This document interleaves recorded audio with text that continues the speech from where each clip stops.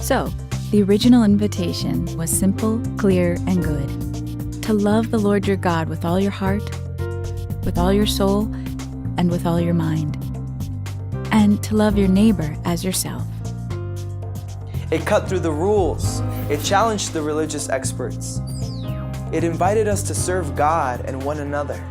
Simple, clear, and good in a complicated world. That's when the early church found itself acting with courage to serve the common good. When Christians and community became agents of justice, mercy, compassion, and change. The faith of the church was its source. Faith offered the path to a simple way. Love God, love neighbor, and good things grew from it. The church was a game changer in education, in healthcare, In fighting poverty and human rights, and showing up in the midst of disaster. Many found their vocation, their purpose and passion in answering God's call. as the hands and heart of Christ in the world. But not always. Sometimes the church didn't do the right thing. Sometimes the church let us down big time. The church is full of problems, right? Because the church is full of people. And even the church is perfectly capable of breaking our hearts. Maybe you've noticed. Sometimes it feels like even the church has lost its way. Remember, love God, love neighbor. Sounds good, but sometimes we don't feel welcome, Seen heard. or inspired. Instead of real, it feels repressive. Instead of engaging, it feels empty. Seriously.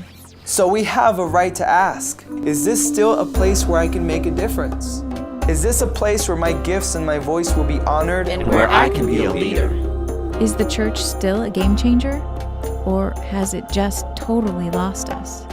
So we're forced to ask the question. Do we stay or walk away? Well, in spite of all its flaws, the church is still our church. We can make it a place where we find signs of life, of love, Where something good might still be waiting for us and generations to come. where people, however broken and divided, Find a way to come together. The church can be a place where we ask the biggest questions under a very big roof and share the stories of our lives across generations and differences.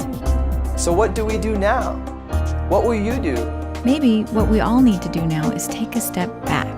To the beginning, when things were simple.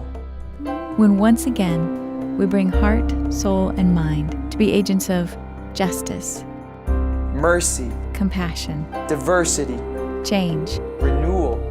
You and I can be leaders of the church. And together, we can create a church where no one's an outsider. A church that cares for others. A church that serves the common good. Where we're still the hands and heart of Christ. In the streets, the schools, the shelters. In the parks, the pulpit, the clinics. Standing with the abused, the neglected, the lost. Love God, love neighbor.